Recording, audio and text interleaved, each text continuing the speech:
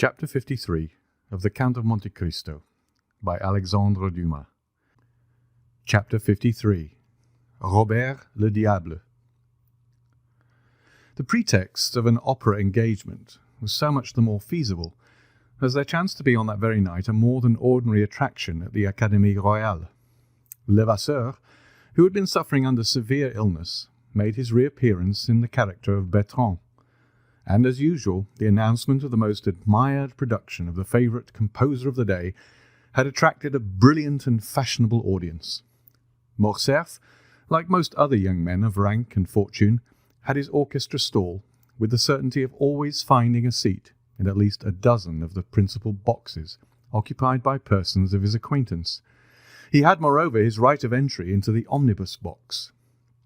Chateau Renaud rented a stall beside his own, while Beauchamp, as a journalist, had unlimited range all over the theatre. It happened that, on this particular night, the minister's box was placed at the disposal of Lucien Debray, who offered it to the Comte de Morcerf, who again, upon his mother's rejection of it, sent it to Danglars, with an intimation that he should probably do himself the honour of joining the Baroness and her daughter during the evening, in the event of their accepting the box in question. The ladies received the offer with too much pleasure to dream of a refusal. To no class of persons is the presentation of a gratuitous opera box more acceptable than to the wealthy millionaire who still hugs economy while boasting of carrying a king's ransom in his waistcoat pocket. Danglars had, however, protested against showing himself in a ministerial box, declaring that his political principles and his parliamentary position as member of the opposition party would not permit him so to commit himself. The Baroness had, therefore, dispatched a note to Lucien Debray, bidding him call for them, it being wholly impossible for her to go alone with Eugénie to the opera. There is no gainsaying the fact that a very unfavourable construction would have been put upon the circumstance if the two women had gone without escort, while the addition of a third, in the person of her mother's admitted lover, enabled Mademoiselle Danglars to defy malice and ill nature. One must take the world as one finds it. The curtain rose, as usual, to an almost empty house, it being one of the absurdities of Parisian fashion never to appear at the opera until after the beginning of the performance, so that the first act is generally played without the slightest attention being paid to it, that part of the audience already assembled being too much occupied in observing the fresh arrivals, while nothing is heard but the noise of opening and shutting doors and the buzz of conversation. "Surely," said Albert, as the door of a box on the first circle opened, "that must be the Countess G." "And who is the Countess G?" inquired Chateau Renaud. "What a question! Now, do you know, Baron, I have a great mind to pick up quarrel with you for asking it. As if all the world did not know who the Countess G was." "Ah, to be sure," replied Chateau Renaud. "The lovely Venetian, is it not?" "Herself." At this moment the Countess perceived Albert, and returned his salutation with a smile. "You know her, it seems," said Chateau Renaud. "France introduced me to her at Rome," replied Albert. "Well, then, will you do as much for me in Paris as France did for you in Rome?" "With pleasure." There was a cry of "Shut up!" from the audience. This manifestation on the part of the spectators of their wish to be allowed to hear the music produced not the slightest effect on the two young men, who continued their conversation. "The Countess was present at the races in the Champ de Mars," said Chateau Renaud. "Today?" "Yes." "Bless me, I quite forgot the races. Did you bet?" "Oh, merely a paltry 50 louis." "And who was the winner?" "Nautilus. I staked on him." "But there were 3 races, were there not?" "Yes, there was the prize given by the Jockey Club, a gold cup, you know, and a very singular circumstance occurred about that race." "What was it?" "Oh, shut up," again interposed some of the audience. "Why, it was won by a horse and rider utterly unknown on the course."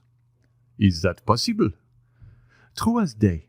The fact was, nobody had observed a horse entered by the name of Vampa, or that of a jockey styled Job, when at the last moment a splendid roan, mounted by a jockey about as big as your fist, presented themselves at the starting post. They were obliged to stuff at least 20 pounds weight of shot in the small rider's pockets to make him wait. But with all that he outstripped Ariel and Barbar, against whom he ran, by at least 3 whole lengths. And was it not found out at last to whom the horse and jockey belonged? No. You say that the horse was entered under the name of Vampa. Exactly, that was the title. Then, answered Albert, I am better informed than you are, and know who the owner of that horse was. Shut up there!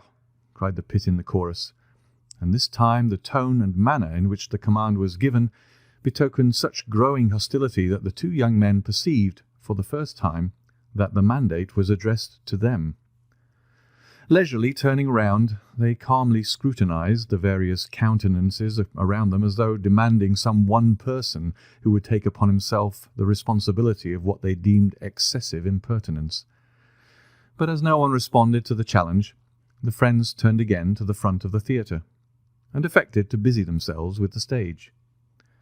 At this moment the door of the minister's box opened, and Madame Danglars, accompanied by her daughter, entered, escorted by Lucien Debray, who assiduously conducted them to their seats.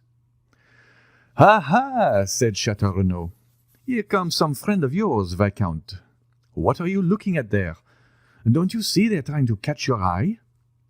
Albert turned around, just in time to receive a gracious wave of the fan from the Baroness. As for Mademoiselle Eugénie, she scarcely vouchsafed to waste the glances of her large black eyes even upon the business of the stage. "I tell you what, my dear fellow," said Château Renaud, "I cannot imagine what objection you can possibly have to Mademoiselle Danglars. That is, setting aside her want of ancestry and somewhat inferior rank, which, by the way, I don't think you care very much about. Now, barring all that, I mean to say, she is a deuced fine girl." "Handsome, certainly," replied Albert, "but not to my taste, which, I confess, inclines to something softer, gentler, and more feminine." "Ah, well," exclaimed Château Renaud, who, because he had seen his 30th summer, fancied himself duly warranted in assuming a sort of paternal air with his more youthful friend. "You young people are never satisfied. Why, what would you have more? Your parents have chosen you a bride built on the model of Diana, the huntress, and yet you are not content." "No, for that very resemblance affrights me. I should have liked something more in the manner of the Venus of Milo or Capua. But this chase-loving Diana, continually surrounded by her nymphs, gives me a sort of alarm lest she should some day bring on me the fate of Actaeon." And indeed it required but one glance at Mademoiselle Danglars to comprehend the justness of Morcerf's remark. She was beautiful, but her beauty was of too marked and decided a character to please a fastidious taste. Her hair was raven black, but its natural waves seemed somewhat rebellious. Her eyes, of the same colour as her hair, were surmounted by well-arched brows, whose great defect, however, consisted in an almost habitual frown, while her whole physiognomy wore that expression of firmness and decision so little in accordance with the gentler attributes of her sex. Her nose was precisely what a sculptor would have chosen for a chiselled Juno. Her mouth, which might have been found fault with as too large, displayed teeth of pearly whiteness, rendered still more conspicuous by the brilliant carmine of her lips, contrasting vividly with her naturally pale complexion.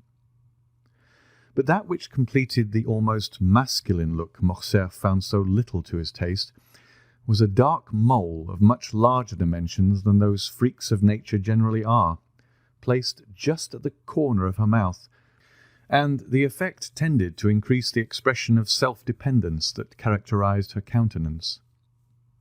The rest of Mademoiselle Eugénie's person was in perfect keeping with the head just described. She, indeed, reminded one of Diana, as Château Renaud observed, but her bearing was more haughty and resolute.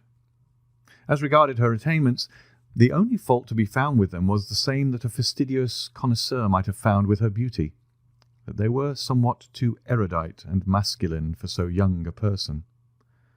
She was a perfect linguist, a first-rate artist, wrote poetry, and composed music. To the study of the latter she professed to be entirely devoted, following it with an indefatigable perseverance, assisted by a schoolfellow, a young woman without fortune, whose talent promised to develop into remarkable powers as a singer. It was rumoured that she was an object of almost paternal interest to one of the principal composers of the day, who excited her to spare no pains in the cultivation of her voice, which might hereafter prove a source of wealth and independence. But this counsel effectually decided Mademoiselle Danglars never to commit herself by being seen in public with one destined for a theatrical life, and acting upon this principle, the banker's daughter, though perfectly willing to allow Mademoiselle Louis d'Armilly, that was the name of the young virtuosa, to practise with her through the day, took especial care not to be seen in her company. Still, though not actually received at the Hôtel Danglars in the light of an acknowledged friend, Louise was treated with far more kindness and consideration than is usually bestowed on a governess.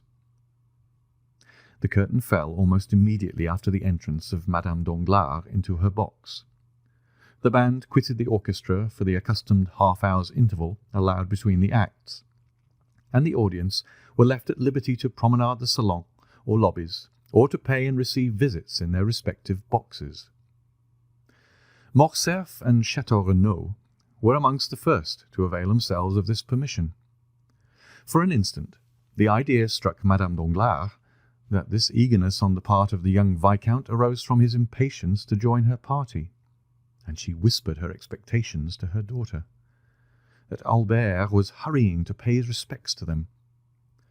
Mademoiselle Eugénie, however, merely returned a dissenting movement of the head, while, with a cold smile, she directed the attention of her mother to an opposite box on the first circle, in which sat the Countess G., and where Morcerf had just made his appearance. "So we meet again, my travelling friend, do we?" cried the Countess, extending her hand to him with all the warmth and cordiality of an old acquaintance. "It was really very good of you to recognize me so quickly, and still more so to bestow your first visit on me." "Be assured," replied Albert, "that if I had been aware of your arrival in Paris, and had known your address, I should have paid my respects to you before this. Allow me to introduce my friend, Baron de Château Renaud, one of the few true gentlemen now to be found in France, and from whom I have just learned that you were a spectator of the races in the Champ de Mars yesterday." Château Renaud bowed to the Countess. "So you were at the races, Baron?" inquired the Countess eagerly. "Yes, madame."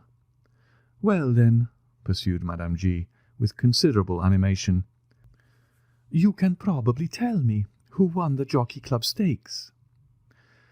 "I am sorry to say I cannot," replied the Baron, "and I was just asking the same question of Albert."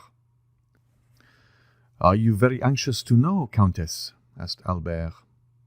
"To know what?" "The name of the owner of the winning horse." "Excessively. Only imagine, but do tell me, Viscount, whether you really are acquainted with it or no." "I beg your pardon, madame, but you were about to relate some story, were you not? You said, 'Only imagine,' and then paused. Pray, continue." "Well, then, listen. You must know I felt so interested in the splendid roan horse, with his elegant little rider, so tastefully dressed in a pink satin jacket and cap, that I could not help praying for their success, with as much earnestness as though the half of my fortune were at stake. And when I saw them outstrip all the others, and come to the winning post in such gallant style, I actually clapped my hands with joy. Imagine my surprise when, upon returning home, the first object I met on the staircase was the identical jockey in the pink jacket. I concluded that by some singular chance The owner of the winning horse must live in the same hotel as myself. But as I entered my apartments, I beheld the very gold cup awarded as a prize to the unknown horse and rider. Inside the cup was a small piece of paper, on which were written these words: From Lord Ruthven to Countess G. Precisely, I was sure of it, said Morcerf. Sure of what? That the owner of the horse was Lord Ruthven himself. What Lord Ruthven do you mean? Why, our Lord Ruthven, the vampire of the Sal Argentino. Is it possible? Exclaimed the Countess. Is he here in Paris? To be sure. Why not? And you visit him, meet him at your own house and elsewhere? I assure you he is most intimate friend, and Monsieur de Château-Renaud has also the honour of his acquaintance. But why are you so sure of his being the winner of the Jockey Club prize? Was not the winning horse entered by the name of Vampa? What of that? Why, do you not recollect the name of the celebrated bandit by whom I was made a prisoner? Oh, yes. And from whose hands the Count extricated me in so wonderful a manner. To be sure, I remember it all now. He called himself Vampa. You see, it's evident where the Count got the name. But what could have been his motive for sending the cup to me? In the first place, because I had spoken much of you to him, as you may believe, and in the second, because he delighted to see a countrywoman take so lively an interest in his success. I trust and hope you never repeated to the Count all the foolish remarks we used to make about him. I should not like to affirm upon oath that I have not. Besides, his presenting you the cup under the name of Lord Ruthven— Oh, but that is dreadful. Why, the man must owe me a fearful grudge. Does this action appear like that of an enemy? No, certainly not. Well, then— And so, he is in Paris?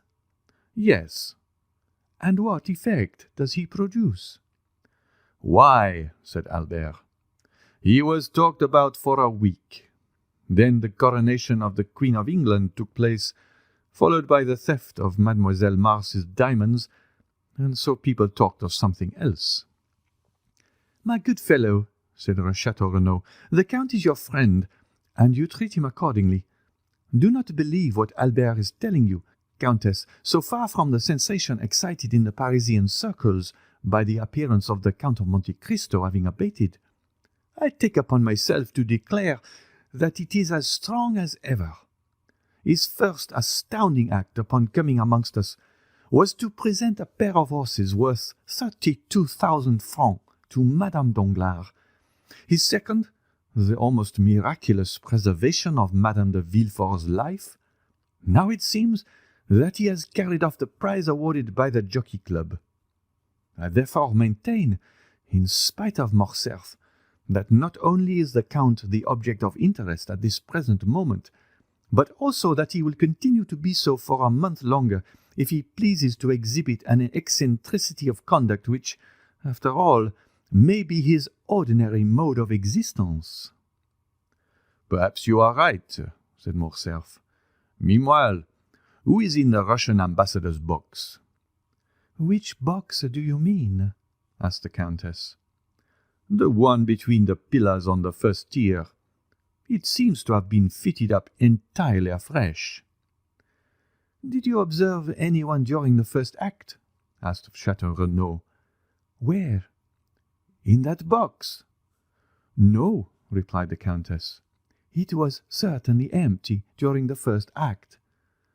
Then, resuming the subject of their previous conversation, she said, And so you really believe it was your mysterious Count of Monte Cristo that gained the prize? I am sure of it.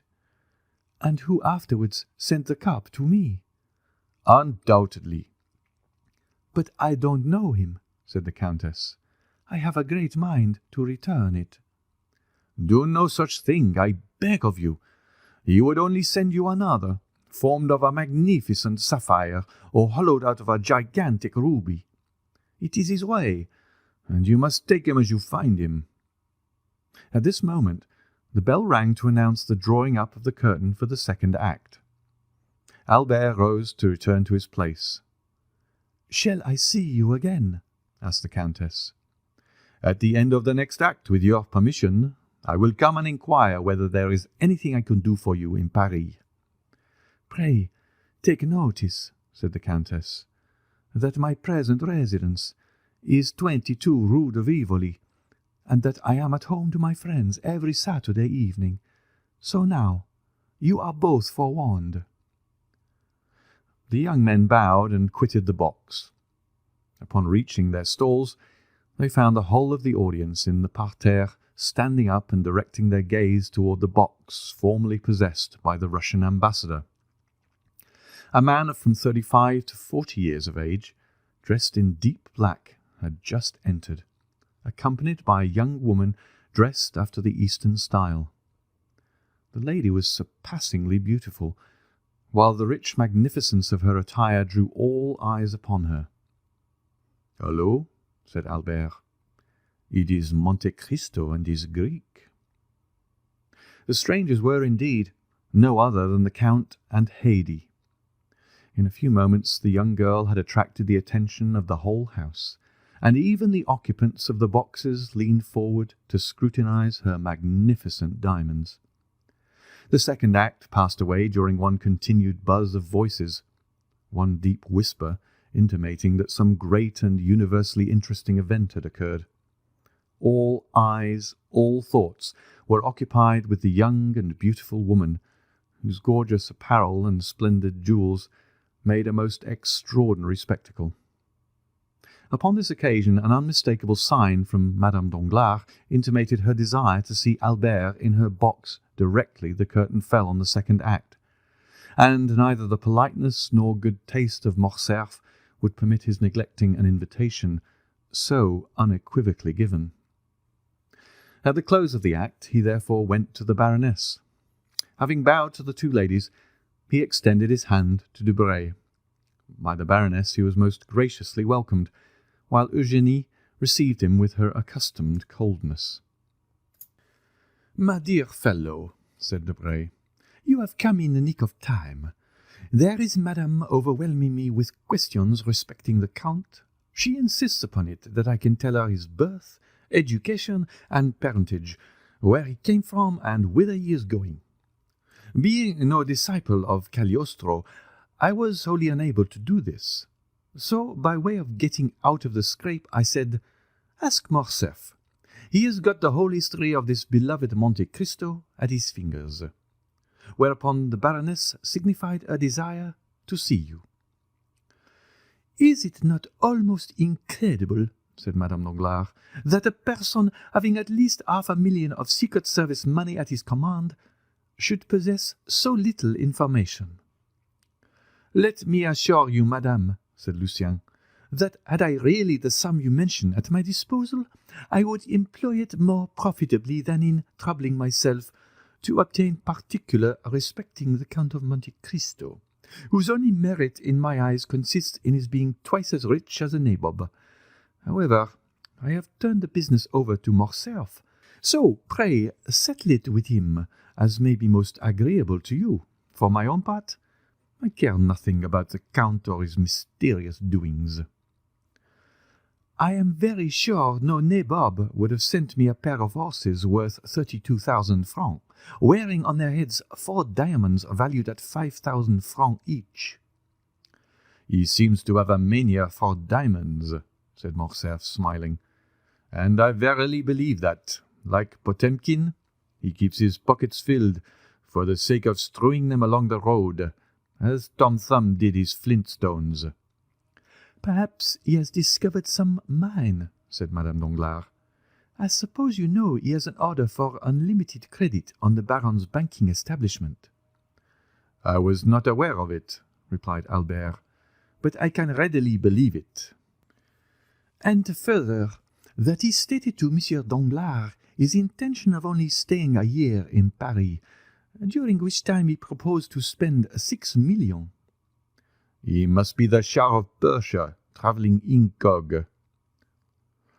Have you noticed the remarkable beauty of the young woman, Monsieur Lucien? Inquired Eugénie. I really never met with one woman so ready to do justice to the charms of another as yourself, responded Lucien, raising his lorgnette to his eye. A most lovely creature, upon my soul, was his verdict. Who is this young person, Monsieur de Morcerf? Inquired Eugénie. Does anybody know?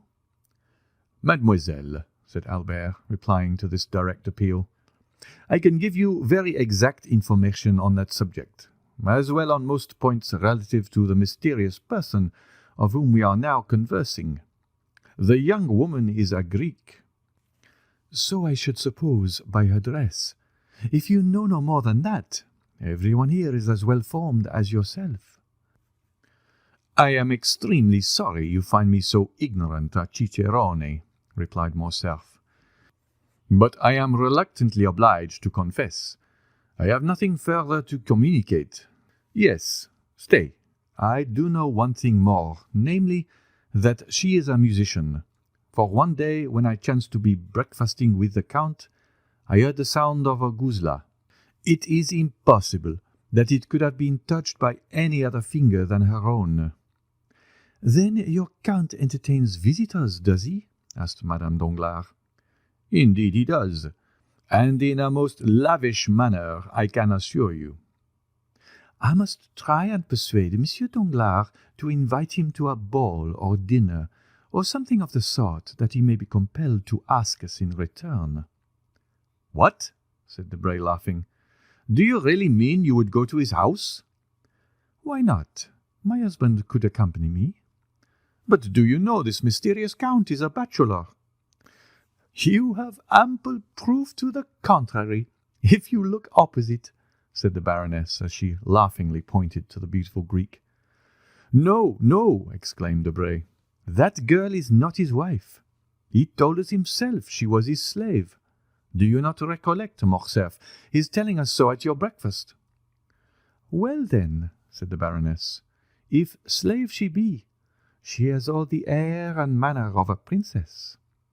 Of the Arabian Nights, if you like. But tell me, my dear Lucien, what it is that constitutes a princess?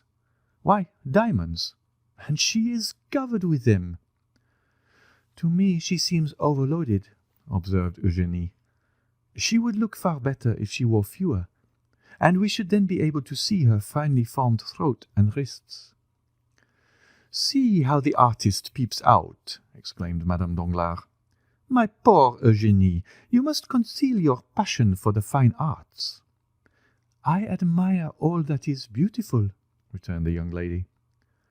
What did you think of the Count? Inquired Debray. He is not much amiss, according to my ideas of good looks. The Count, repeated Eugénie, as though it had not occurred to her to observe him sooner. The Count?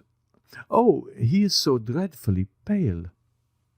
I quite agree with you, said Morcerf. And the secret of that very pallor is what we want to find out. The Countess G. insists upon it that he is a vampire. Then the Countess G. has returned to Paris, has she? Inquired the Baroness. Is that she, mamma? Asked Eugénie, almost opposite to us, with that profusion of beautiful light hair. Yes, said Madame Danglars, that is she. Shall I tell you what you ought to do, Morcerf? Command me, madame.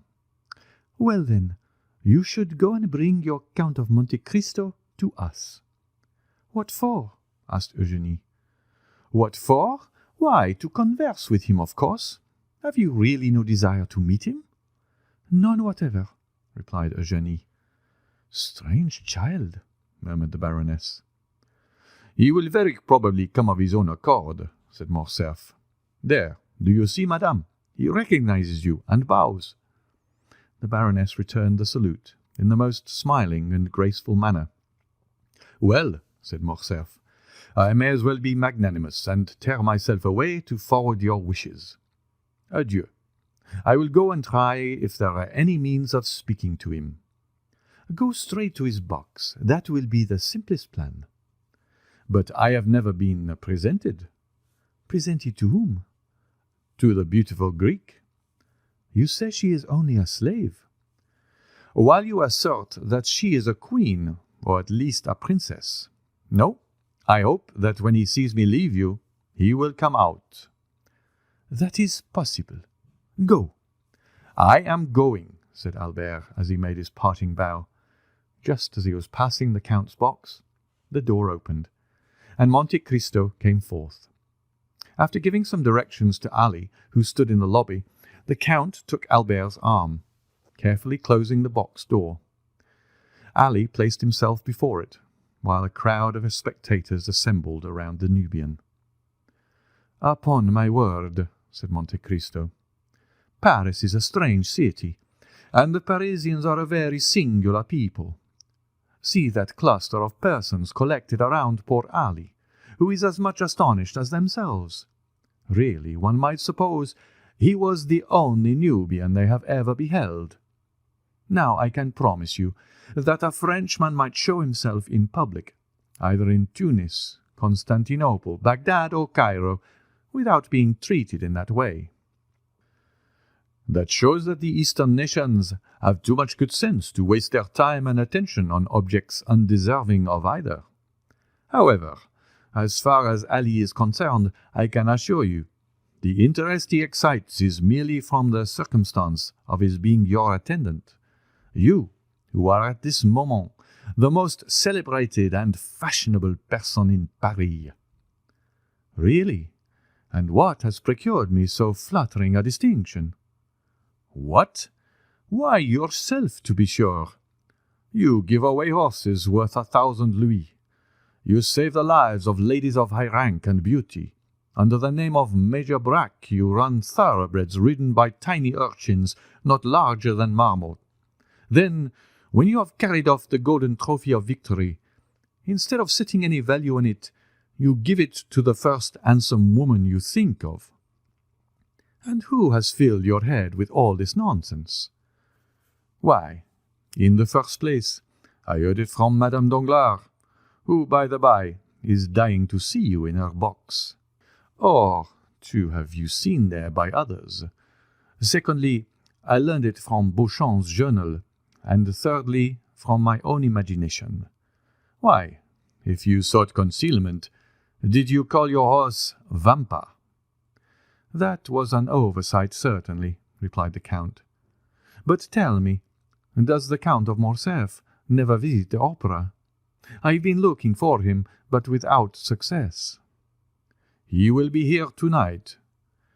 In what part of the house? In the Baroness's box, I believe. That charming young woman with her, is that her daughter? Yes. I congratulate you. Morcerf smiled. We will discuss that subject at length some future time, said he. But what do you think of the music? What music? Why, the music you have been listening to. Oh, it is well enough as the production of a human composer, sung by featherless bipeds, to quote the late Diogenes. From which it would seem, my dear Count, that you can at pleasure enjoy the seraphic strains that proceed from the 7 choirs of paradise. You are right in some degree. When I wish to listen to sounds more exquisitely attuned to melody than mortal ear ever yet listened to, I go to sleep. Then sleep here, my dear Count. The conditions are favorable. What else was opera invented for? No, thank you. Your orchestra is too noisy. To sleep after the manner I speak of, absolute calm and silence are necessary, and then a certain preparation. I know, the famous hashish. Precisely. So, my dear Viscount, whenever you wish to be regaled with music, come and sup with me. I have already enjoyed that treat when breakfasting with you, said Morcerf. Do you mean at Rome? I do. Ah, then I suppose you heard Hades Guzla, The poor exile frequently beguiles a weary hour in playing over to me the airs of her native land." Morcerf did not pursue the subject, and Monte Cristo himself fell into a silent reverie. The bell rang at this moment for the rising of the curtain. "You will excuse me leaving you," said the Count, turning in the direction of his box. "What? Are you going?"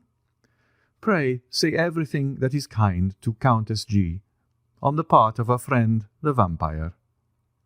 "And what message shall I convey to the Baroness?" "That with her permission I shall do myself the honour of paying my respects in the course of the evening."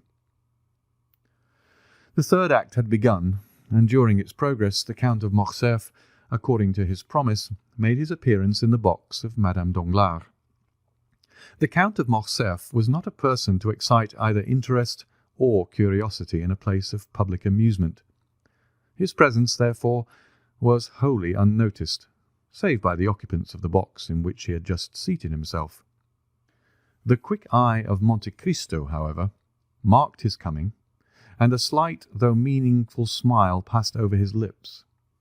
Haydée, whose soul seemed centred in the business of the stage, like all unsophisticated natures, delighted in whatever addressed itself to the eye or ear. The third act passed off as usual. Mesdemoiselles Noblet, Joulet, and Leroux executed the customary pirouette. Robert duly challenged the Prince of Granada, and the royal father of the Princess Isabella, taking his daughter by the hand, swept round the stage with majestic strides, the better to display the rich folds of his velvet robe and mantle. After which the curtain again fell, and the spectators poured forth from the theatre into the lobbies and salons. The Count left his box, and a moment later was saluting the Baron Danglars, who could not restrain a cry of mingled pleasure and surprise. "You are welcome, Count," she exclaimed as he entered. "I have been most anxious to see you, that I might repeat orally the thanks writing can so ill express. Surely so trifling a circumstance cannot deserve a place in your remembrance. Believe me, madam, I had entirely forgotten it." "But it is not so easy to forget, monsieur, that the very next day after your princely gift you saved the life of my dear friend Madame de Villefort, which was endangered by the very animals your generosity restored to me. This time, at least, I do not deserve your thanks. It was Ali, my Nubian slave, who rendered this service to Madame de Villefort." "Was it Ali," asked the Count of Morcerf, "who rescued my son from the hands of bandits?" "No, Count," replied Monte Cristo, taking the hand held out to him by the general. "In this instance I may fairly and freely accept your thanks. But you have already tendered them and fully discharged your debt, if indeed there existed one, and I feel almost mortified to find you still reverting to the subject. May I beg of you, Baroness, to honour me with an introduction to your daughter?" "Oh, you are no stranger, at least not by name," replied Madame Danglars, "and the last 2 or 3 days we have really talked of nothing but you. Eugénie," continued the Baroness, turning towards her daughter, "this is the Count of Monte Cristo." The Count bowed, while Mademoiselle Danglars bent her head slightly. "You have a charming young person with you tonight, Count," said Eugénie. "Is she your daughter?" "No, mademoiselle," said Monte Cristo, astonished at the coolness and freedom of the question. "She is a poor unfortunate Greek, left under my care." "And what is her name?" "Haydée," replied Monte Cristo. "A Greek?" murmured the Count of Morcerf. "Yes, indeed, Count," said Madame Danglars. "And tell me, did you ever see at the court of Ali Tepelini, whom you so gloriously and valiantly served, a more exquisite beauty or richer costume?" "Did I hear rightly, monsieur," said Monte Cristo, "that you served at Yanina?" "I was Inspector General of the Pasha's troops," replied Morcerf, "and it is no secret that I owe my fortune such as it is, to the liberality of the illustrious Albanese chief." "But look!" exclaimed Madame Danglars. "Where?" stammered Morcerf. "There," said Monte Cristo, placing his arms around the Count and leaning with him over the front of the box, just as Haydée, whose eyes were occupied in examining the theatre in search of her guardian, perceived his pale features close to Morcerf's face. It was as if the young girl beheld the head of Medusa. She bent forwards as though to assure herself of the reality of what she saw, then, uttering a faint cry, threw herself back in her seat. The sound was heard by the people about Ali, who instantly opened the box door. "Why, Count," exclaimed Eugénie, "what has happened to your ward? She seems to have been taken suddenly ill." "Very probably," answered the Count, "but do not be alarmed on her account. Haydée's nervous system is delicately organized, and she is peculiarly susceptible to the odours even of flowers. Nay, there are some which cause her to faint if brought into her presence. However," continued Monte Cristo, drawing a small phial from his pocket, "I have an infallible remedy." So saying, he bowed to the Baroness and her daughter, exchanged a parting shake of the hand with Debray and the Count, and left Madame Danglars' box. Upon his return to Haydée, he found her still very pale. As soon as she saw him, she seized his hand. Her own hands were moist and icy cold. "Who was it you were talking with over there?" she asked. "With the Count of Morcerf," answered Monte Cristo. "He tells me he served your illustrious father, and that he owes his fortune to him." "Wretch!" exclaimed Haydée, her eyes flashing with rage. "He sold my father to the Turks, and the fortune he boasts of was the price of his treachery. Did you not know that, my dear lord?" "Something of this I heard in Epirus," said Monte Cristo, "but the particulars are still unknown to me. You shall relate them to me, my child. They are, no doubt, both curious and interesting." "Yes, yes, but let us go. I feel as though it would kill me to remain long near that dreadful man." So saying, Haydée arose, and wrapping herself in her burnous of white cashmere, embroidered with pearls and coral, she hastily quitted the box at the moment when the curtain was rising upon the fourth act. "Do you observe," said the Countess G. to Albert, who had returned to her side, "that man does nothing like other people. He listens most devoutly to the third act of Robert le Diable, and when the fourth begins, takes his departure." End of chapter 53.